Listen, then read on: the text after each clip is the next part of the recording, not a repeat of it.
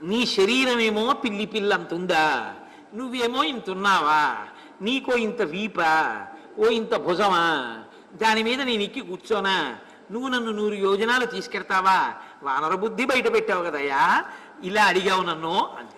పాపం బ్రహ్మచారి ఆయన ఎప్పుడూ మాట పడ్డవాడు కాడు.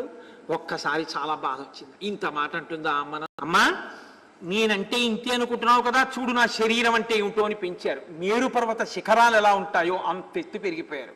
ఎర్రటి ముఖం, పెద్ద నోరు, ఇంత ముక్కు, గరిబిడాకులలా ఇంతంత పెరిగిపోయినటువంటి చేతులు, పెద్ద పెద్ద వేళ్ళు, బలిసినటువంటి తొడలు, ఎర్రగా కాలిన పెనం లాంటి ముఖం, అటువంటి పెద్ద స్వరూపంతో ఒకసారి నిలబడి, అమ్మా ఇప్పుడు నా స్వరూపం ఏమిటో చూసావా అమ్మా, లంకని తీసుకెడతానన్నాను. కాదు, ఈ చుట్టుపక్కల పర్వతాలతో సహా ఉన్నటువంటి భవనములు, తోరణములు ఇవన్నీ కదలకుండా ఇలాగే ఉంచి మట్టితో పైకి ఈ భాగాన్నంతటినీ పెళ్లగించి చేతి మీద పట్టి నీతో కలిపి తీసుకుని వెళ్ళి రాముడి దగ్గర పెట్టేస్తాను.